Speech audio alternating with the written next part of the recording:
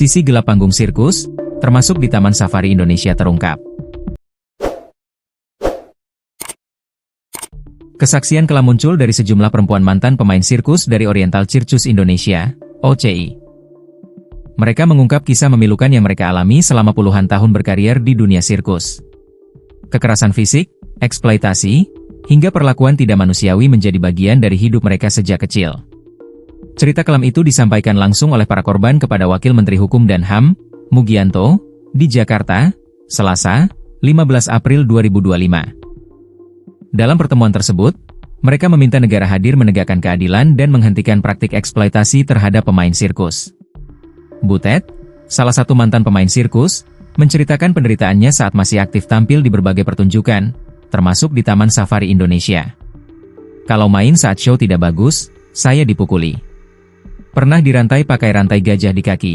Bahkan untuk buang air saja saya kesulitan, kata Butet dengan suara lirih, melansir dari Kompas.com. Kekerasan itu tak berhenti meski dirinya dalam kondisi hamil. Ia mengaku tetap dipaksa tampil dan bahkan harus berpisah dengan bayinya setelah melahirkan. Saat hamil pun saya dipaksa tetap tampil. Setelah melahirkan, saya dipisahkan dari anak saya tidak bisa menyusui. Saya juga pernah dijejali kotoran gajah hanya karena ketahuan mengambil daging empal, ucapnya sambil menahan tangis. Lebih tragis lagi, Butet mengatakan ia tidak tahu identitas aslinya.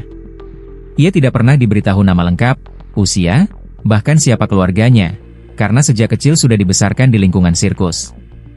Vivi, putri Butet, juga mengalami nasib serupa. Ia dibesarkan di lingkungan sirkus tanpa tahu siapa ibu kandungnya, hingga akhirnya mengetahui identitas Butet setelah beranjak dewasa.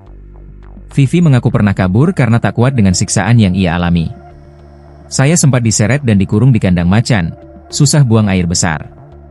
Saya nggak kuat, akhirnya saya kabur lewat hutan malam-malam, sampai ke Cisarua. Waktu itu sempat ditolong warga, tapi akhirnya saya ditemukan lagi, kata Vivi. Namun, setelah tertangkap kembali, penyiksaan terhadap Vivi justru semakin brutal. Saya diseret, dibawa ke rumah, terus disetrum. Kelamin saya disetrum sampai saya lemas. Rambut saya ditarik, saya ngompol di tempat, lalu saya dipasung, kenangnya. Ida, di atas kursi rodanya, menceritakan bagaimana dirinya mengalami kecelakaan serius saat tampil di Lampung. Namun, alih-alih segera mendapatkan pertolongan, ia justru harus menahan sakit dalam waktu yang lama.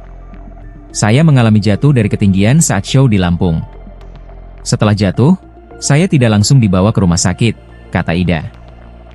Setelah pinggang saya mulai bengkak, barulah saya dibawa ke rumah sakit dan ternyata saya patah tulang. Tidak lama kemudian saya dibawa ke Jakarta dan dioperasi, lanjutnya.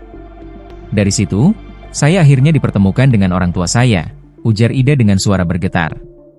Kuasa hukum para korban, Muhammad Soleh, mendesak pemerintah untuk segera membentuk tim pencari fakta guna menyelidiki dugaan eksploitasi dan kekerasan yang terjadi.